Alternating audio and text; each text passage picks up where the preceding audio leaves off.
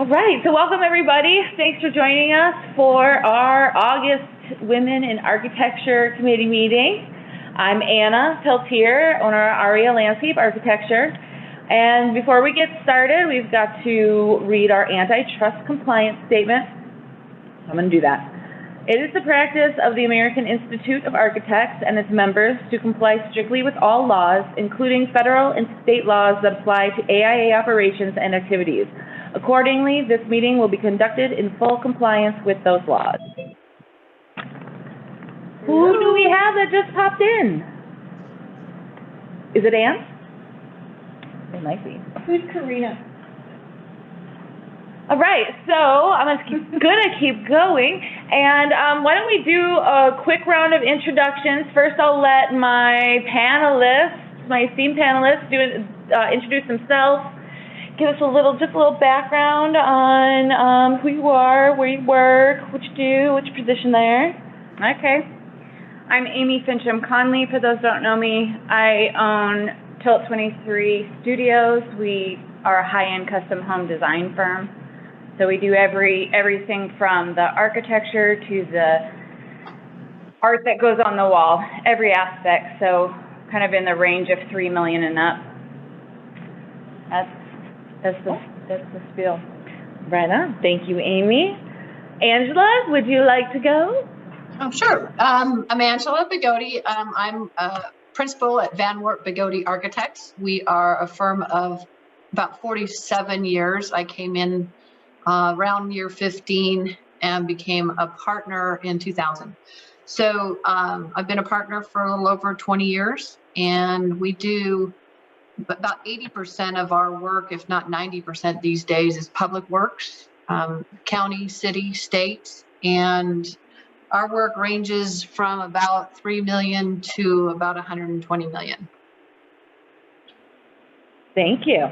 Monica, would you like to introduce yourself, my co-chair for the Women in Architecture Committee? Hello, Monica Gresser, Brazen Architecture, Principal Architect. Our work is predominantly around public work, higher ed, and community investment and development work. Right, and let's see who's on the call. Let's start with Alexia, since she is also part of our committee. Hi, I'm Alexia Chen. I'm project architect at LGA Architecture, and I'm the secretary for the Women Architecture Committee. And I mostly worked on public and community projects, community centers, rec centers, parks, museums, visitor centers, etc.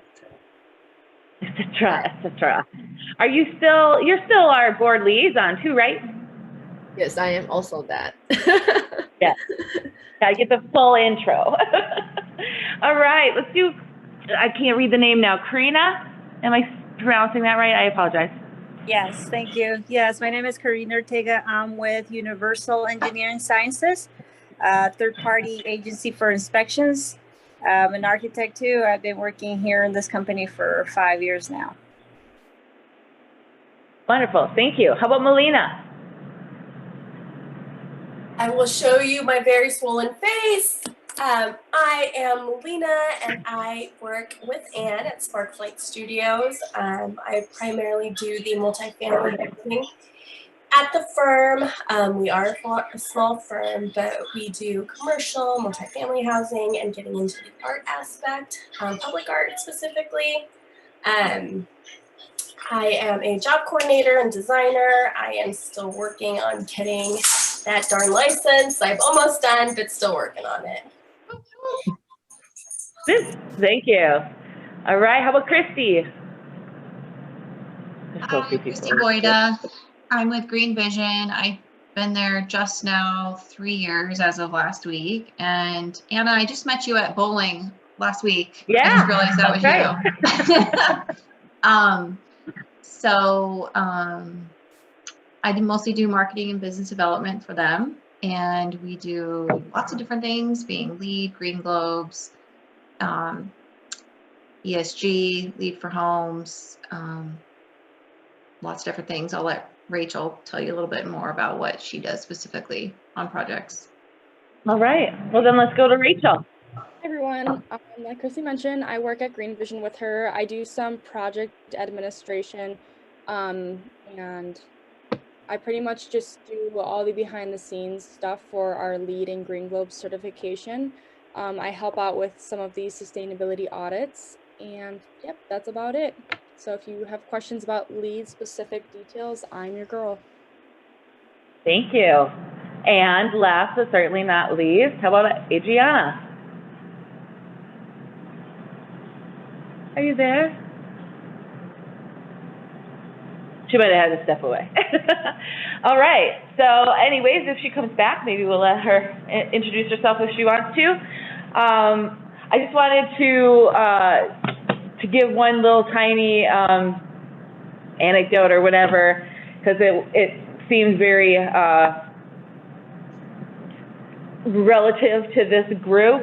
I started teaching the 4th year studio at UNLV Landscape Architecture Department. Yesterday was my first day, and not one woman in my studio. Really? 9 guys. I was floored. I made them take a picture so that I could share it, because it was ridiculous. I learned that somebody asked me about you from my bus project that I'm working with the students on. Maybe. That was a woman. Huh. I know there's other women in that class. They're just taking the virtual studio instead of the in-space studio. But I was like, man. But they're not in your studio. They're not in my studio. It has a different teacher completely. But anyways, I thought that was wild. I was like, where are all the ladies at? I need to share this with our women in architecture pals. So pretty crazy. But you better believe we'll be talking about how they can promote women within their own ranks as they're going through their professional development. We'll probably be talking about that in class a little bit. Maybe some empathy stuff. We'll see. It's a good idea that you bring that up during school. Yeah, why not? We never had classes like that as we were going through school. So yeah, but we're doing a fun project. I think they're gonna do well. It's just weird being in a large room with no other females, especially since that's not how it's really been in, well, maybe the first place I worked, but anyways, shall we talk about negotiation? So we had Angela and I had a little bit of an interesting conversation over email to start out, and she was asking a little bit about, well, what kind of negotiation, like negotiating in contracts. I don't really know many other people or women that do that I would recommend. So that made me start thinking that, it's not just contract negotiation that we have to do. There's negotiation that we do as design professionals from the very, very beginning of our professional careers and all the way through into leadership, and when we're actually putting through contracts. We have to negotiate our salaries. We have to negotiate raises. So how do we do that in a positive way? And we even need to negotiate our design ideas through the design process while we're working with other design professionals and our clients. It's kind of like, hey, this is a good idea, and now you have to have this back and forth about why and how, and is it that important? And you really are negotiating for something that you feel passionate about. And so how do we do that as design professionals? So I think I'd like to just start out with asking our panelists if they have any memories of an early negotiation in your career that went really well, or perhaps not. Amy, you want to go first? I don't know. Oh, you want to think about it? Angela, you want to go first? Oh my gosh, I'm trying to think of one that went well. I guess I could say early in my partnership, I negotiated it's probably the second project I was the principal in charge of back in 2001. And it was for the Truckee Meadows Community College Student Services Center. So I was negotiating with the state, Public Works. And I'll tell you, one of the reasons I think it went well was because I was naive. My partners, my senior partners at the time, Jack and Brad, you know, there was a formula that they were used to from the State Public Works Board in terms of a percentage of construction cost. The fee was a percentage of the construction cost, right? Well, I went in kind of naively, and I didn't really talk to them beforehand. And I talked to the people at the state, the person at the state, and I just went in honestly. I was just really honest. And I said, you know, it's a complex project. It's a can of worms. A big part of it's a remodel. We don't know what we're digging into. We've got an extra specialty consultant. I think we're going to need to talk about like a 12% fee. And I mean, he all but said, okay. I mean, there was a lot more to the conversation than that, right? But I guess my point is that I didn't get to 12. I think I got close to 11, which was unheard of then, because it was really more like 7 or 8% typically that a state job would get. But it was going into it with a certain amount of conviction, right? Knowing what we were going to go through to pull off something successful, knowing we had specialty consultants, and you throw that into the mix with the base consultants. And so I would say that, you know, that's probably why it went well, is that I didn't have any preconceived notions. I didn't come in with any kind of a defensive kind of brain structure going on inside my mind. And it went fairly smooth. And it was great to have that experience early in my career, because I've kind of carried that through in the following project negotiations, contract negotiations. So, you know, I don't know if anybody wants to ask any questions about that or not, but I'm trying to be succinct because I know we have a time frame here. I'm learning. Do you have anything for me? Well, I mean, I can't think of specific things. I would say that, you know, in a way, while I'm not young in my profession by any stretch of the imagination, I am young as a firm.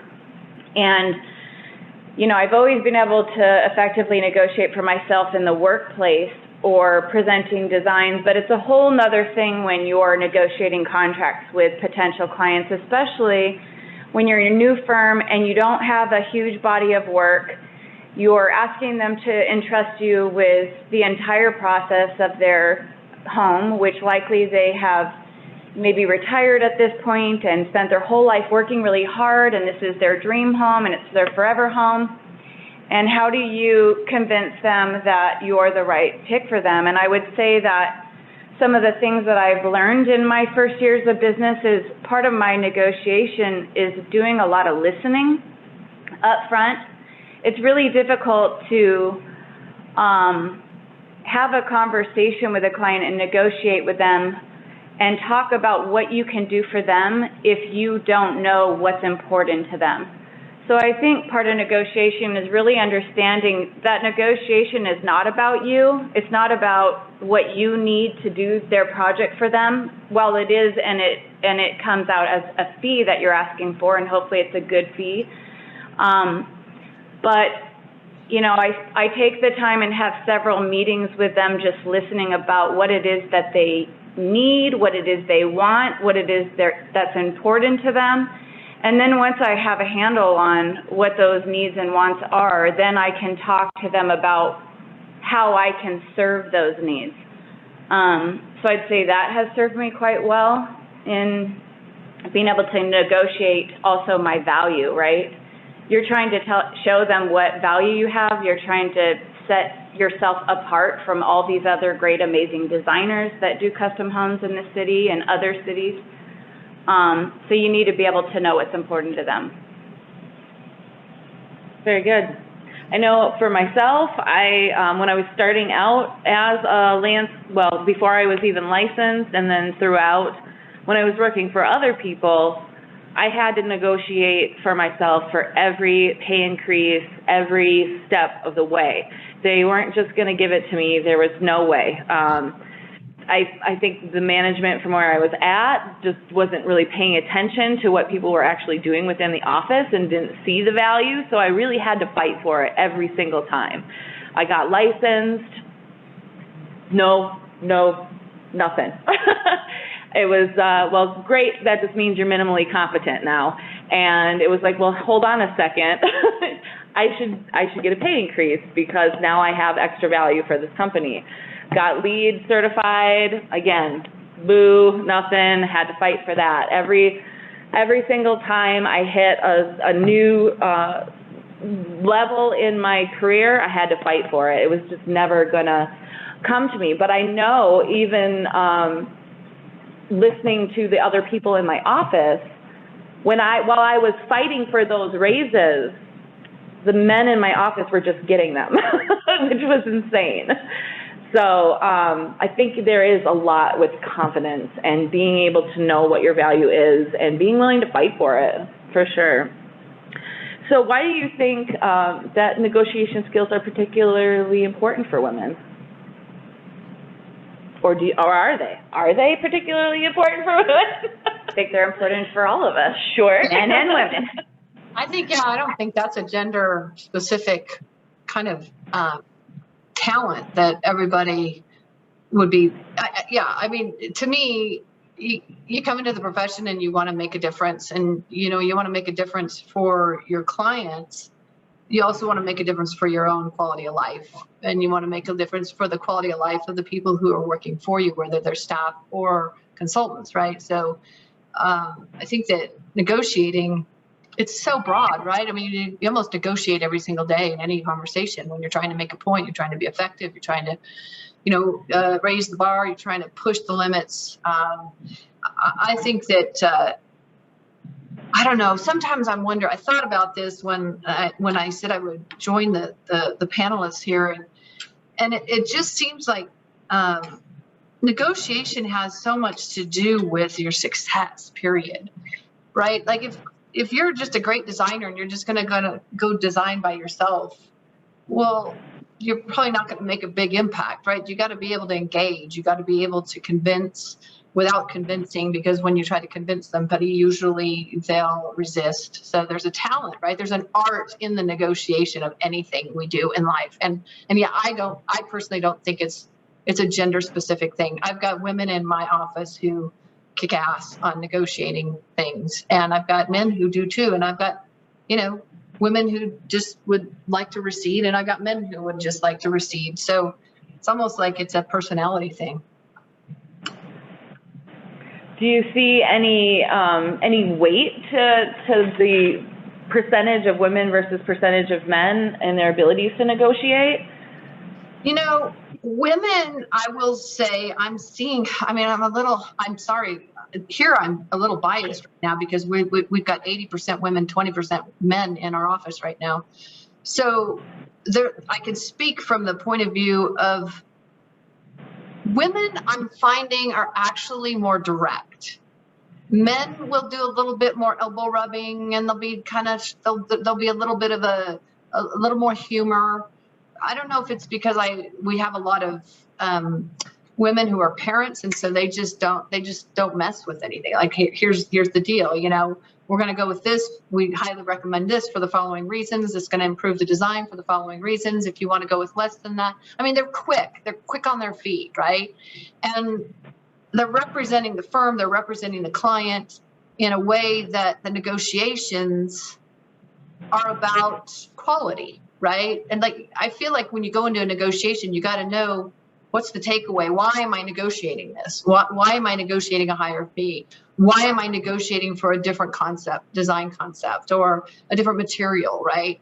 We're negotiating all the time. It was a good email exchange we had. It was brief, but it made a really, really big impact on me, because really, you got to know what you're in the game for. If you're in the game of the conversation, right? Any conversation, if you're in it to win it and be right, you're kind of going to screw yourself over, right? If you're in it to win it because you know that everybody involved is better for it, right?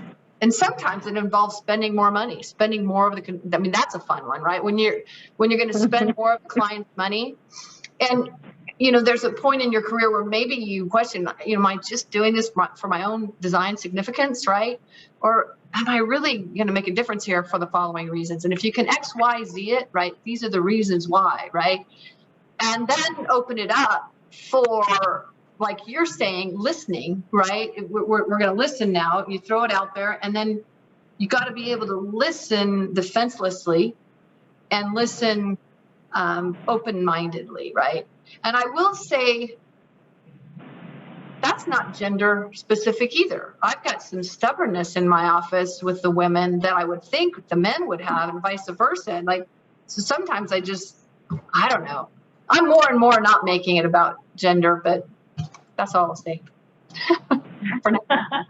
I really like listen defenselessly. I was just looking up define defenselessly. I don't think that's a word, but it should be. It's just hard to. Yeah, I really relate to this idea of negotiating for design. You know, I think over the years, I tend to be a very direct person. I tend to kind of speak my mind, and that's not always the best approach when you're negotiating or fighting for something that you really believe in. I think we're all passionate about what we do, right? So we come up with these designs that we absolutely think are the best for our clients, and we want to fight for them. And I have found that the men, or the husbands in my case that I work with, I absolutely can be more direct with them. But I've actually had husbands say, can you be a little softer for my wife? And I have to take a step back, and I remember a moment where I was like, what do you mean? Like, you hired me as a professional. I'm giving you my professional opinion. I don't know what you want me to do to tiptoe around the fact that I think what she's asking for will not be in their best interest, but I have corrected my ways, and I have, realized that you do have to meet people where they're at when you're negotiating.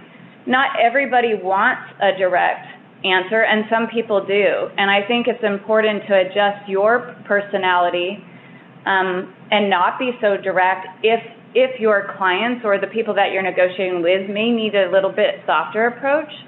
So sometimes what I'll do in that case is I will give my opinion, and I will ask them to kind of sit on it and think about it, and then I will address their comments, and I will basically give them what they're asking for, and then I will show them something that I actually think is right. And I would say 99.5% of time they end up going, maybe not the first time, with what I actually am proposing and still believe in.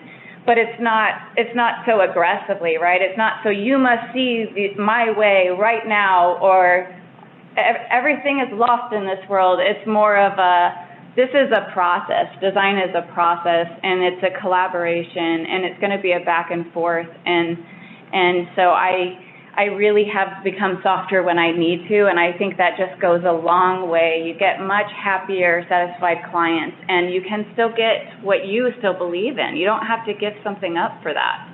Can I say that softer does not mean flirty? No. No. Thanks for the cover. Clear that up. You do remember being in bigger firms where you would see men be a little flirty trying to get their way. Oh, you've never seen that. So apparently I have worked. That never crossed my mind. Show a little shoulder.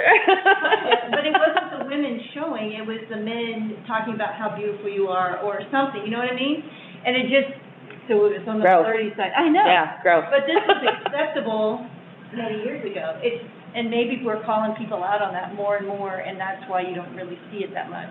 There's a little bit of sensitivity to it. Yes, but every now and then I still see some of that come out, and I'm like, you're really creeping me out. Yeah, what I mean by softer is like, I might be in there with like power stance with men and confident, right? Mm-hmm. And be able to talk about the architecture and be able to explain it and tell a story, right? And with the wife, I might be a little bit more relaxed, and I might be a little softer spoken, but still with confidence. Just, maybe not fully squaring up. Relax a bit, It's just meeting them where they're at. This is not normally familiar, to the things that we're talking about are not things that are familiar to them when you're talking about residential. They're not professionals in it. They're not a developer. They're not a city official. They just want a beautiful home. And so you have to kind of meet them at that very personal level. I think that's such great advice, meeting them where they're at, and it's just like writing or anything like that. You got to know your audience, right? So talking to people where they're at is, and even when you're like, what's one of the Dale Carnegie books, 7 Ways to Make Friends and Influence People or whatever, they talk about that. They talk about, you know, kind of mimicking body stance and language and tone in order to make the person that you're talking to feel comfortable. And that's huge in negotiation. Yeah, they don't want to feel huge. bullied. Right, You must exactly. accept this design. Exactly. So let's think back a little bit to when you guys were youngins. And do you remember any negotiations that you had coming up in your careers that maybe went really sour, that now that you have so much more experience, you think back and might have done differently? I don't know about you guys, but I think about conversations I had 8 years ago, and I'm like, oh, Joe, why did I say that? But I would like to hear your stories. Yeah. Angela.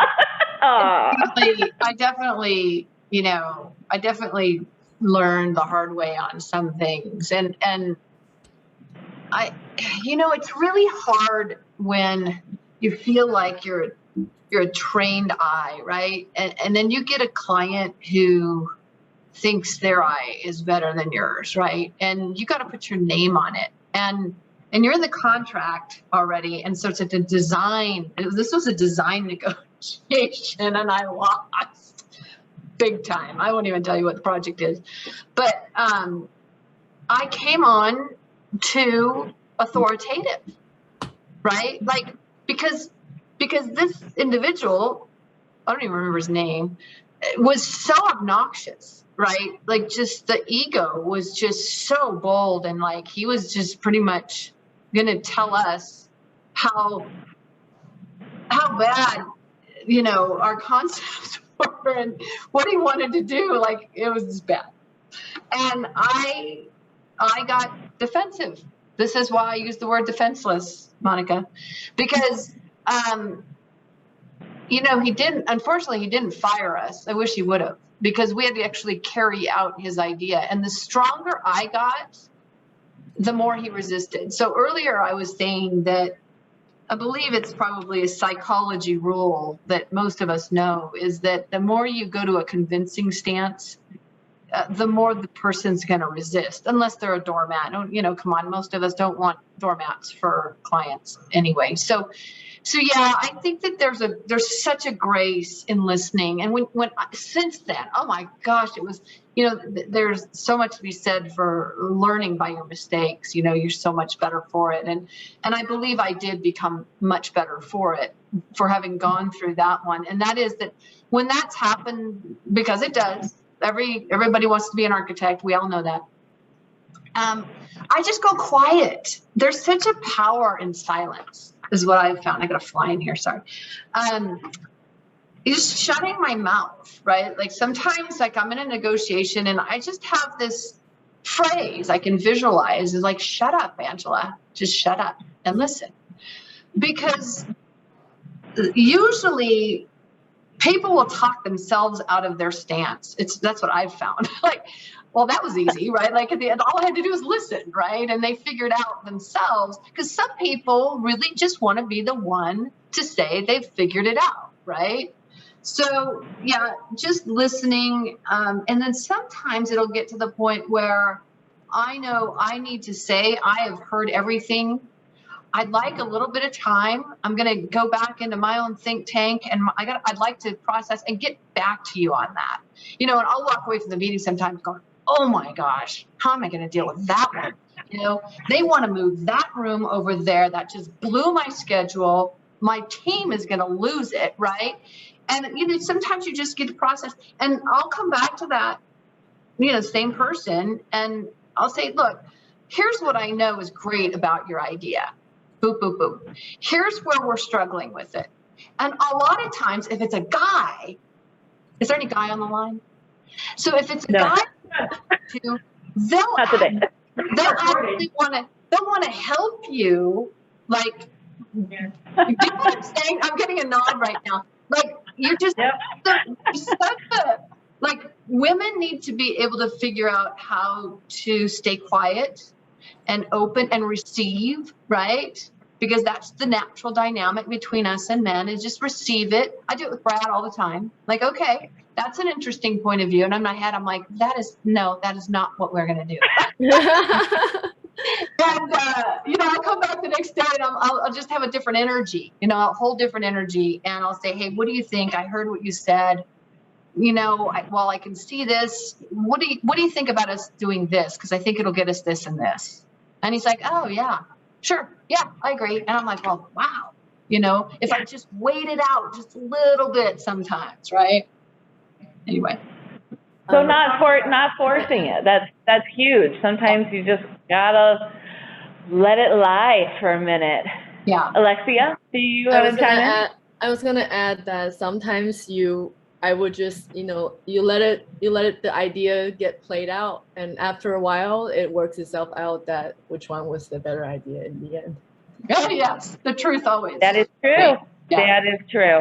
And I also do want to echo the, talking with client. I have learned a lot. I think, sometimes some of the clients we know better, and they are used to us being more direct.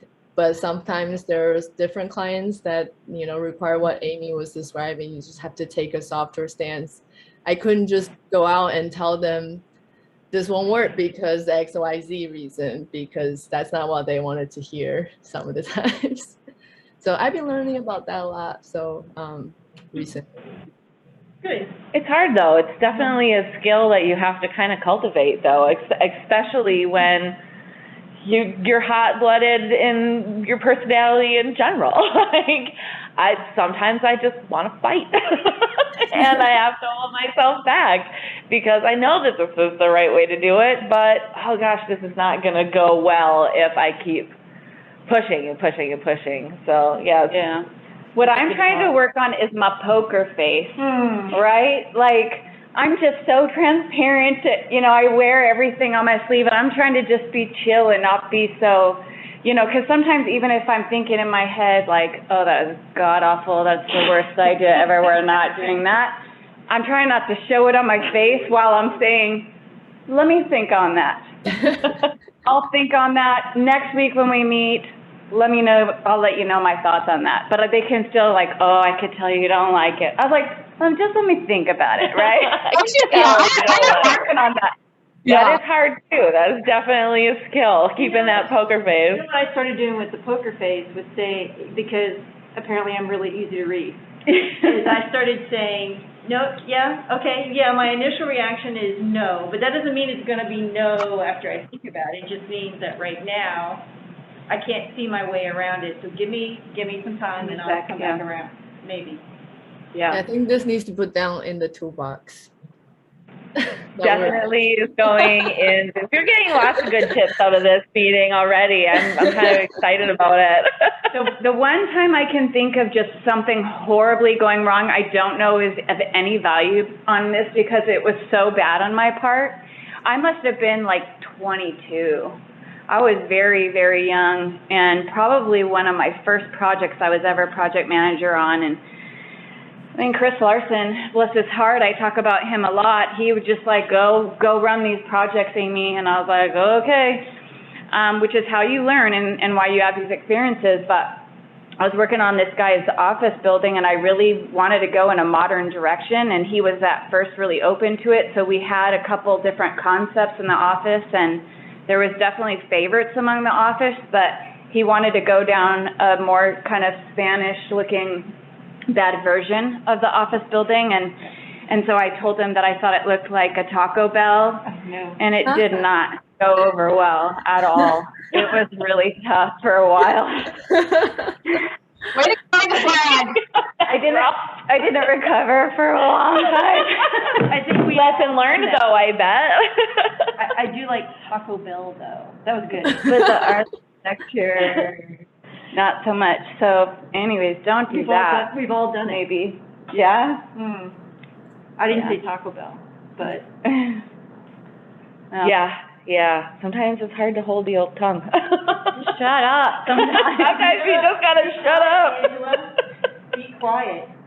Be quiet. So, as women, and anybody else can chime in here, I'm interested to hear if there's any biases that are out there about negotiating with women or negotiating as a woman that you guys have heard or would like to dispel in this forum. I can speak a little bit. Does anybody else have to say, because we've been talking, does somebody else want to say anything first? Go ahead. Okay, so what's happening, if you guys don't know, but some of you may, is that in the public arena, more and more women are moving into leadership roles. So now it's not me negotiating with a man, which, you know, I had kind of somehow created my techniques that work, right? But with women, I will say there's no bullshit. Like you can't bullshit us, right? Women really can't be bullshitted. So there's a certain amount of bullshit that, sorry, I keep saying that word. You're fine. But there is a certain amount of it. You need to know how to throw a little bit of that in there when you're negotiating with a man. It's got to be a little bit of a little lighter, a little, you know, like, I don't know if I can see Monica nodding. Maybe it's a generational thing, but that's what I learned. With women, they're harder for me. I will say that. To negotiate with the women, it's a little bit harder if they get fixed in their mind. So what I've done with them is when they come up, and it happens a lot, that's our standard, that's how we're doing it, okay, that was your standard. Like, I'm thinking that was your standard in 1988. We can do so much better now, right? But you can't say that. You can say that to a man. You can't say that to a woman. So what I have to say to a woman is, okay, so is there any opening? Like, is this negotiable at all? And then they go soft. Well, yeah. I mean, sure, if you want to bring about different ideas, yes, it's the wildest thing. Women don't like to be told what to do. I'm looking at 3 right now on the screen. I can look at myself. We don't like to be told what to do, right? So it's a different. We also don't want to be told what we can't do. Right? So. Oh yeah, Ken too. Yeah, and I will say everybody likes to hear that's a really great idea. Here's where I wonder if it's you got to go. You were saying you got to go softer, right? I wonder if that's going to serve us when it comes to this, right? And you let them answer the question, right? It's almost like leading them to just feel like they were part of the decision, and maybe absolutely.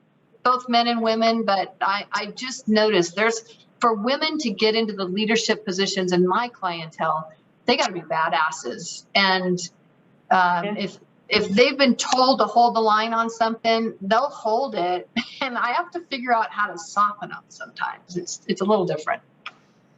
I don't always win, but we're winning more often. I mean, you know, and they're better for it. You know, for example, you know, the carpet that these agencies they'll get in with a mohawk in 1991, and that's their standard. And it's their standard. It's like, why? It's crap, and it's got like 3 colors, right? And you know, they'll push back at first, but once you educate them a little bit, they soften. That's my approach. Well, one thing I noticed for sure, I would definitely say that throughout my career, different firms I've worked for and stuff, it was pretty male dominated, at least on the architecture side that I was on. And I just made some observations, and I would say that I noticed, at least through my experience, that women are not great at self-promoting, right? Where I'm thinking of a time where I had a male colleague come to me and say, Amy, by the way, I took your floor plan from whatever client and I made a couple tweaks to it. I presented it to our boss, and our boss loved it.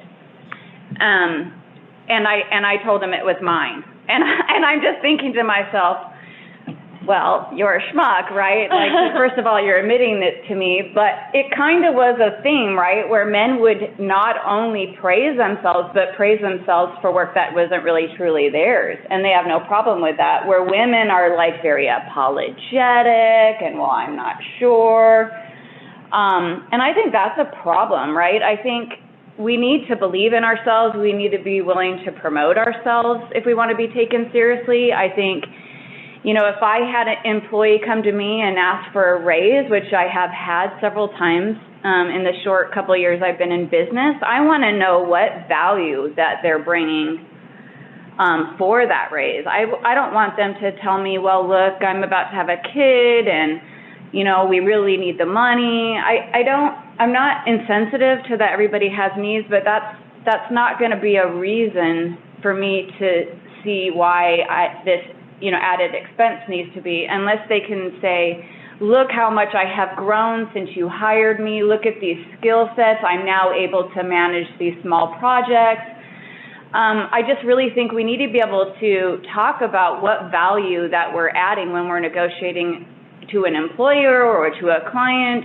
That's what people want to, that's what's going to convince them that they want to give you that raise, right? That there's value in that. There's a reason for it. Self-promotion, yeah, self-promotion is huge. I have literally done that because when I started working and I was online and I read all the articles that there is about women negotiating salary and raises. And then I'm like, okay, I can compile this list and I will present this list in my annual and the year review. And I was doing that from the very beginning, and you get into a habit and they get used to it too eventually.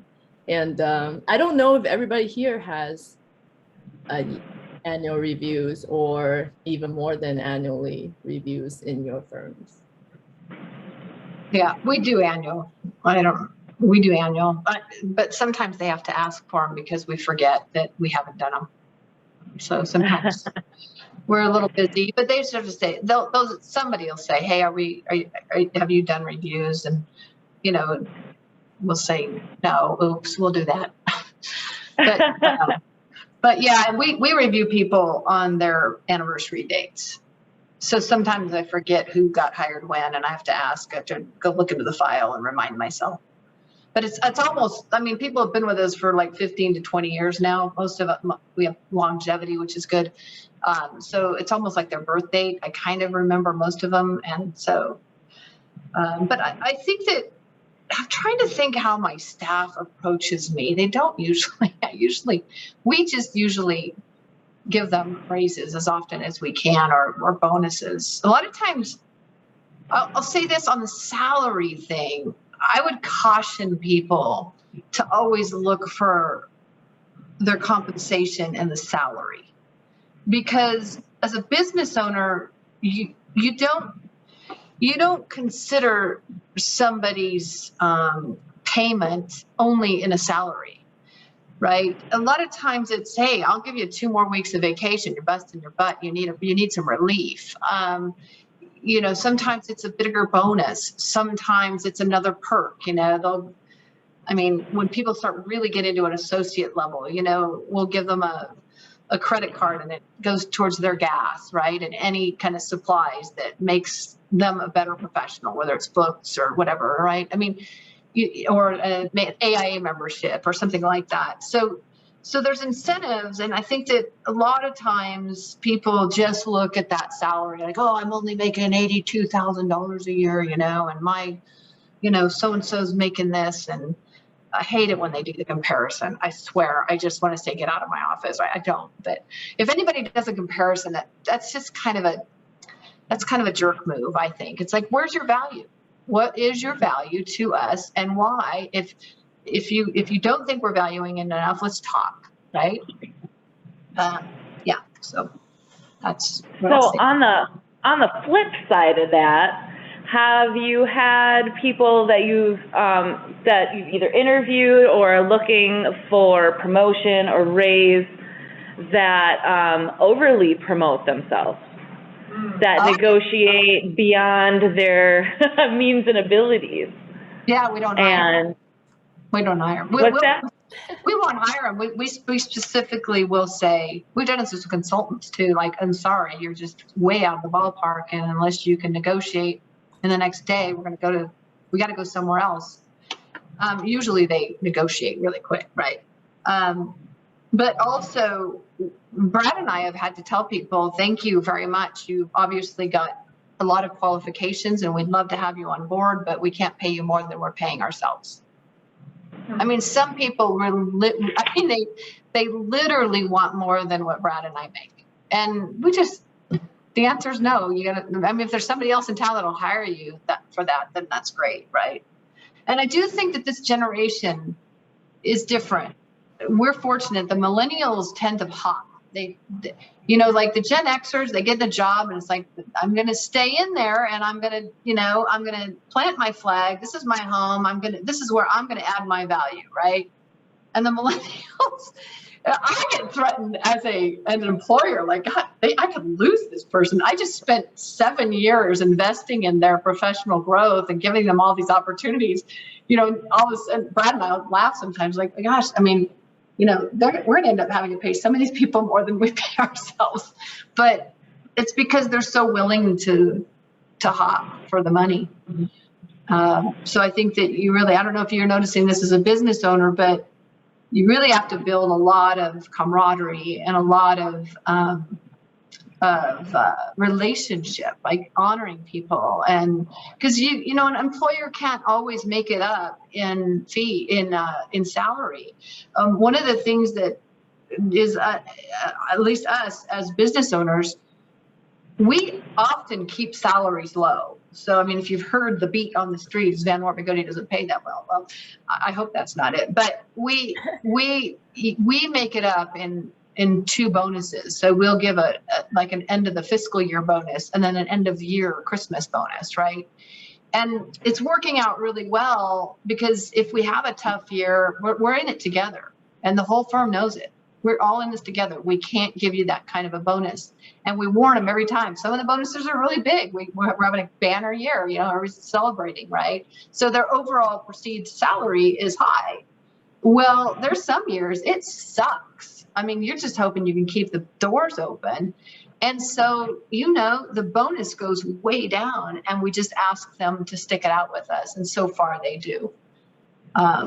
I feel for people whose salary basis gets so high that then you have to lay off. You don't have a choice. Mm-hmm. Anyway, I think I digressed. Sorry, Monica, I was doing it. Do you have any advice for our younger professionals on how not to negotiate, like overselling themselves? I know I've been duped as a company owner. I'm terrible at interviewing, and I'm not sure the questions to ask yet because I've only been doing it for a couple of years. But I've been duped a couple of times and thought they had a higher skill set. They sold themselves better than was reality. How do you feel about that Angela, you seem to be able to spot them. I am not so good at that. No, a lot of it is instinct. I mean, trust your gut. I mean, if you sit them down in an interview long enough and you do the listening thing, right? And you're just listening, you can tell if they're walking into a pile of bullshit. Like, and then usually, one of us will either tap each other under the table or we'll just go. I never go into an interview by myself. I will always have Brad or one of my senior associates, Danielle or Nancy. I always make sure that, because sometimes you can get duped. If you're the one hooked in the dialogue and they've got the eye contact, you go, oh yeah, everybody's, jamming, the conversation's just super. And somebody's like, yeah, I didn't like the answer on this. When you asked this and he said that, he kind of skirted around that a little bit. And so that's a really good tactic. But we've gotten duped. You bet we have. And it's hurt. I mean, to the point where we've gotten in a lawsuit over somebody's incompetence and then they leave and they don't have to deal with the repercussions of it. And, I do know that we will hire based on culture. You can come in and you can be the star designer, or you can be the star senior architect. We've turned so many of those away because we have to read the room, right? In any negotiation, know when to pull back, know when to ask the next question, know when to just hold and let it sit for a few days. Don't get sucked into somebody's mystical charm, because some people can be quite charming in an interview. So yeah, I don't know. When they talk too much too, I usually hold. I'll call them for a second interview and see if they do the same thing. Like if they talk about themselves too much, have you guys had that? Where it's all about them. Oh, I do this at my current firm. I do that at my current firm. I don't know, it's like you're running the place. Like you're the only one. That is the worst. Have you guys had that? So what I'm hearing, and for advice for our younger professionals is, don't oversell yourself, and perhaps talk maybe more about what you can do for the company in your negotiations rather than what you're looking for personally, for sure. Well, I think that if I could just say, because now you're going somewhere that's impact. So the younger people, you really do want to know who you're interviewing for. Know them very well and be able to go in and say, I really like this and this about your projects. This is what I noticed. This is what I want to be a part of. And this is what I think I can contribute to the success of your firm. I hope to, right? Be very humble in the choice of your words. Don't come in too cocky. I'm telling you, at least with us, don't. I don't know how the rest of you are, but if you come in too cocky, I got my own ego to deal with. I don't need to deal with somebody else's too, right?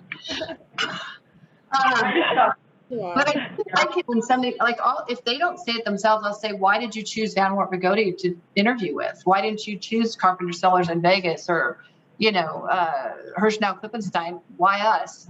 And so I love it when they're honest. Well, I'm actually interviewing with Hirschnau Klippenstein tomorrow. Okay, well, that's fair, but I like to understand if they fit my culture. So I'll ask as many questions as I can to say, okay, would that answer fit us? One gal we interviewed once, and she's highly energetic and doing well in the profession. Where she was at in her career, she was just a little bit too bubbly and full of who she is. And to come in as a young professional, I'll say 5 years or less, and not have a reverence for the people who are sitting across the table from you, who have gone through the trenches and still succeed at this profession is such a mistake. I think such a mistake. How they get hired, that's great, but I wouldn't hire them. I like the humble person who brings something to the table. Yeah, can I add something to that? Please. Yes, I would say I have made the mistake of hiring somebody who claimed they were more qualified when they were. And the unfortunate thing when you oversell yourself and you say that you can do programs that you can't do them, or you say you have experience that you can't, the only option I have is to let you go.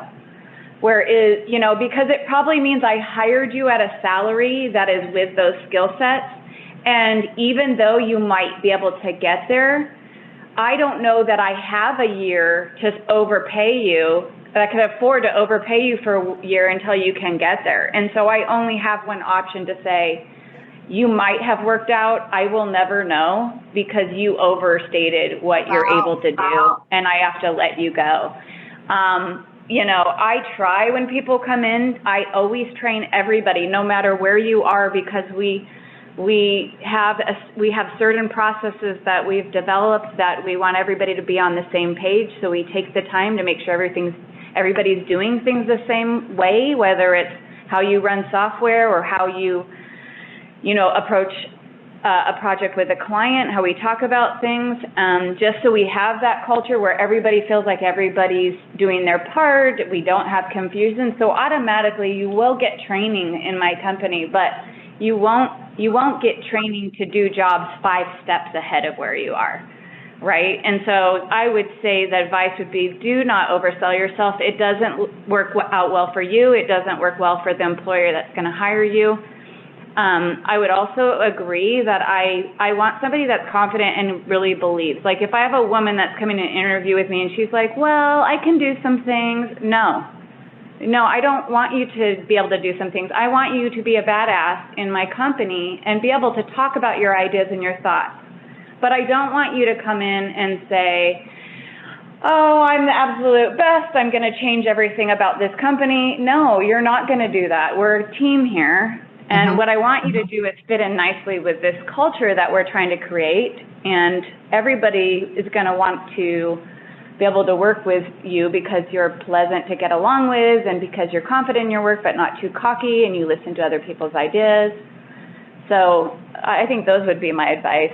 Like you have to put in the work, right? Like a lot of people coming out of school, you don't get to come in first day and design a $3 million house or $8 million house. You get to start out designing a powder room, and then we can work our way up. You have to put in the work first. You've got to learn about how to put a building together. You've got to put in the time, and I feel like that has been a problem in interviewing, especially the young people. They just don't want to put in the work to get there.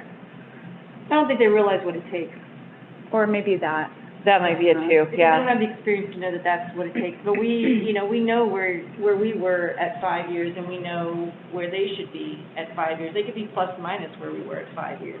Yeah, I feel like some of the university is a little bit to blame for that because they build them up, and you might be the best one in your class, but you get into the real world and it's a whole different game for sure.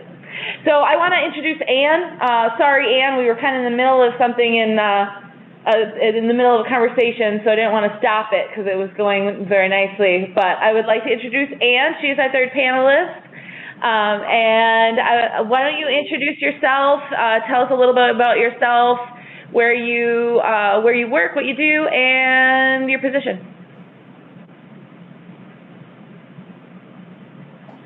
Oh, you're on mute.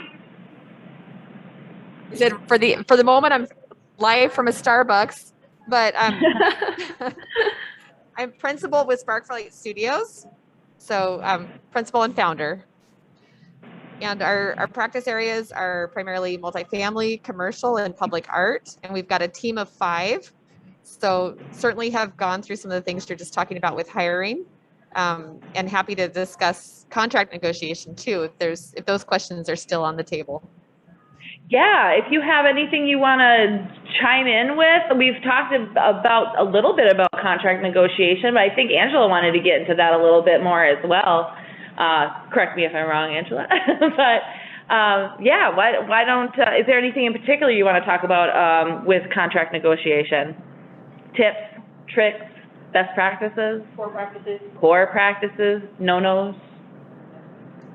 Well, there's so much there, but I think just start wherever you want. Yeah. So, I mean, I've been out on my own since 2004, so I've had a lot of experiences, and I think one of the big takeaways over time is just being confident in your own value. And can everyone hear me okay? Because yes? Okay, good. Yep. Louder. It's being confident in your own value, and that takes time, and knowing that it doesn't pay off if you quote low fees. I think they're often, my experience is that I think there is a bias out there where clients sometimes come to a small practice and a woman-owned practice thinking that they're going to get a deal. And so I've seen that too, Anne. It sucks. It does. It really sucks. and so it's like, yeah, you are going to get a deal. You're going to get a really attentive, thoughtful, capable team. That's your deal. And you need to pay for it like fair market value. And there's also there are a lot of comebacks, which I question the truth of, where often people are saying, well, you're the most expensive architect that we've gotten a proposal from. And I think that's just a negotiation tactic on their part typically too. Because our proposals are based on our rates and the real projections of time that we expect to spend and our historic data. So we're not throw in a big number at the wall and see if it will stick. And I have definitely seen that with some of my male counterparts. They're more of that play golf and throw a big number out and see what happens. Like that's a different type of negotiation than how I approach it. And I also, like, over time in preparing proposals, we invest a lot of front end time, thinking about and I see this too with your work for sure, Anna, where you're thinking about what the project really takes and needs, so that we're trying to give an honest appraisal back to our potential client and not having to hit them with things later. And I think that may be a gender difference. I'm not sure, because I'm not in the rooms with all the men preparing proposals. So I don't know if that's a distinguishing factor or if that's just a temperament of different firms. But that's something I've observed too, where like they start out by saying, oh, it's a high price, but wow, we did not get this level of detail on the other proposals. And then they take the proposal and shop it around, right? That's the other thing that happens. So Yeah. So Anne, would you mind putting a video on, just because you're one of the panelists and I think they're recording this? Oh, I'm so sorry. Yeah. That's all right. No worries. You can see my eyes and my mask. But yeah, but those are some lessons I've learned over time, and so learning to hold a little back in the proposal process, but still have ourselves protected and trust that we are offering good value. That confidence is huge, right? So what Yes. about for our young professionals? I keep going to the young professionals because, well, we've got some, and we want to promote them up and give them the confidence to be strong designers and strong in the field, because we definitely need more. Confidence often comes with time and knowing your worth too. I know I was, as a young professional, just a giant ball of nerves most of the time, and being able to negotiate for myself was super difficult. I knew I had to, so I did it, even though it was super uncomfortable, probably not well.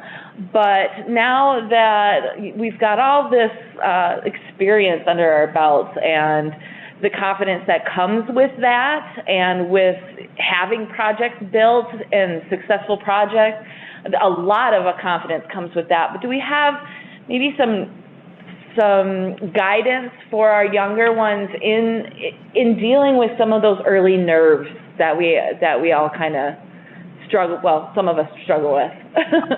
About nerves in negotiating, or are we? Yes, nerves in negotiating. Yes. Yeah, I think really spending time understanding your value and not, I mean, you kind of mentioned it, and like, you've got to know your value and be honest with yourself, right? You come out of school and you're probably not quite as valuable. I'm sorry, I'm going to say this, right out of school, you're not quite as valuable as a seasoned professional. Now, that could take you 3 years to be seasoned or 10 years to be seasoned, but just know that, right? And if that's for all of us. I mean, you just really have to say, what can I really offer this client? Knowing what they want, and knowing what I have to offer, right? It's knowing that value and being able to delineate that. What makes you special? What makes your fees legitimate, right? And I think mapping that out carefully so that you can stand strong in representing those fees based on that, I think that's good. I think a lot of times too, when you're young, you don't have much of a portfolio to prove what you're going to say. So for instance, I mean, those of you who are running your own firm, you can understand this, is that sometimes your portfolio starts to speak for you, right? And people know what they want. They wouldn't be calling you if they didn't want the level of quality that you're providing, whether it's, a 5, an 8, or a 10 or more, right? Whatever level you're offering. So that helps when you're a little more seasoned. But I think always go in knowing, what you have to offer. The other thing, I mean, a lot of my negotiations done in writing. That's another thing. Like it's one thing to sit here and blab, you know, everybody's flapping their gums and you're wondering what your body language is doing and what theirs is doing. Well, a lot of times negotiations are done by just written, you know, emails, they're attachments, and you got to know how to craft the words and how, you know, to come off respectful, yet strong, convinced, yet open. I mean, like, it's a finesse for sure. I mean, that word, you know, read up on it. You know, what does it take to communicate with finesse? And we already had that. We already had that that meeting several months ago about communication. But sometimes I just think less is more. I've gone from my letters, my fee proposals are pretty much 1 page now. I don't know about the rest of you, but they used to be 2 and 3 pages. I go, oh, and then we're going to do this, and then we're going to do this, and then we're going to do that. It's like, here's what we're offering you. I'll give you some examples as attachments. This is what we've provided people. And, you know, if you want to do less, like sometimes our clients don't want the video animation. Okay, we'll knock off 10 grand, right? Like, I mean, I don't know what number it is. I just pulled that out of the sky. But, you know, if you want the video animation, it takes one of my senior production people 4 weeks. You know, that's, you know, 4 times 40, do the math, that's 160 hours. If they bill out, a lot of times you can have that conversation and they're like, oh yeah, I get that. I understand that, right? But you're only as good as your last project. They are our billboards. So your negotiation strength goes way up the more you succeed, right?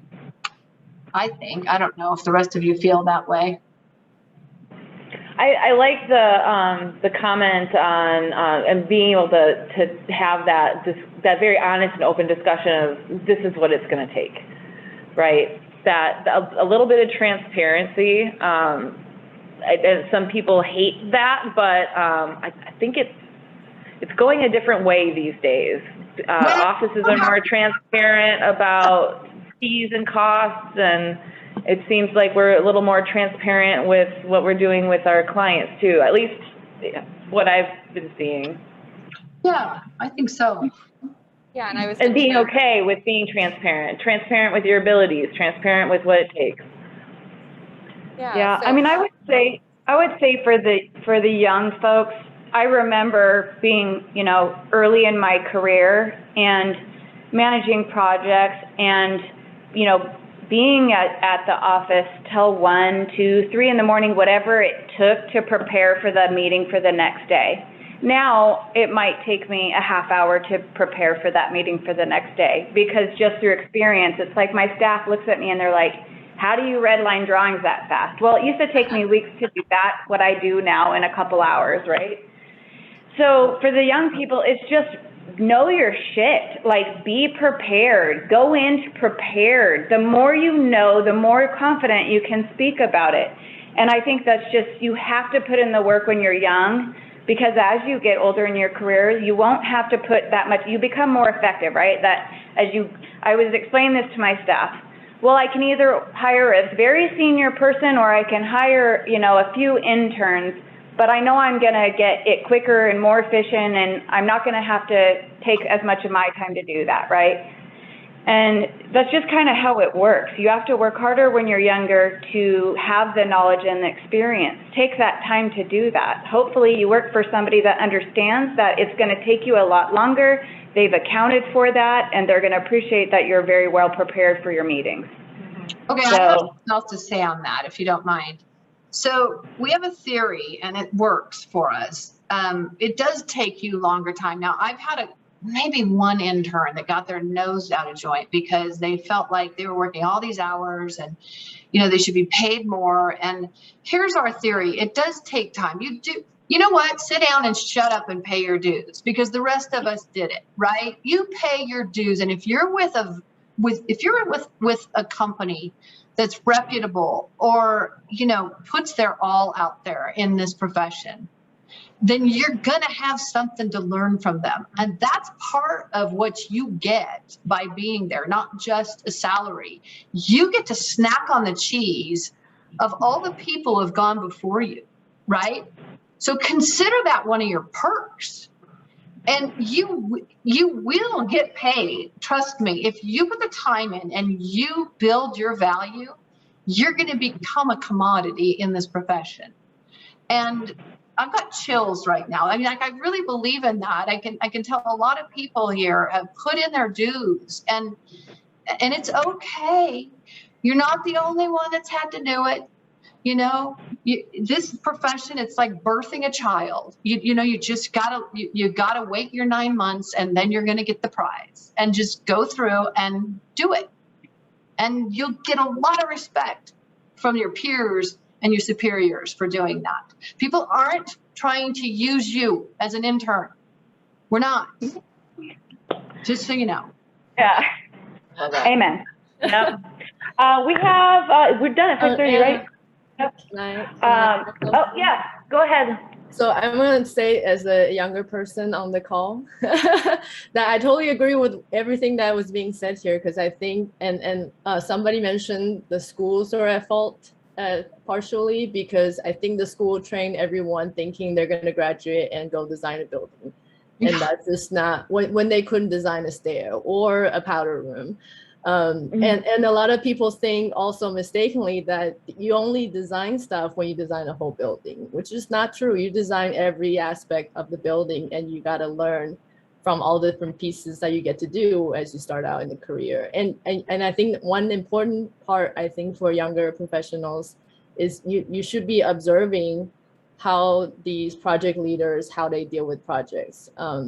So you know what you need to learn. So because I think a lot of things are not even taught in school. They don't even have the slightest concept of what it is that we have to do in the profession. So I think when you're starting out, you really need to observe how the more experienced people are doing this work in your office. When they're teaching you and telling you to do certain things or redlining your drawings, you need to understand why they're doing certain things and not just follow blindly or just complain blindly. Yeah. All of these things are the ingredients for your own learning, so that later on when you're in charge of projects, you know what to do and what to have people below you tell them to do things. I think some of the time we call it, sometimes you gotta also throw them in the deep end and let them struggle a little bit so they understand where they're lacking. And I know a lot of people complain about, not being able to design stuff. And then when you throw them down the deep end, have them design something, they all of a sudden couldn't design because they needed someone else to make decisions for them. So yes, ask questions.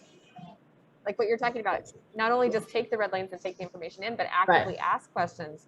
Ask a principal or a senior architect out to lunch or a coffee and interview them. Like most people will say, yeah, that'd be great. I'd be happy to talk with you. And it takes that kind of proactive involvement. Seek out a mentor. That's something I think the AXP program, when it was IDP, used to offer more. They required that you have a supervisor and a mentor. And I think there's a lot of value to having somebody who's maybe not your direct supervisor, but that's walked the walk and is willing to take time with you. So I would encourage that as well. Yeah, I love that. You really need to step up and not only self-promote, but be proactive about your education and about your learning. Yeah, and I will say don't be too humble. We love to see talent. We love to see people wanting to make a difference. And there's always a new generation coming in with a fresh perspective. So it's a balance, Does anybody on the call have any questions for our lovely panelists? See, there you go, flirting again. Oh, sorry. Is that flirting? No, I'm just kidding. I just think you're all very lovely. Anna. Be softer.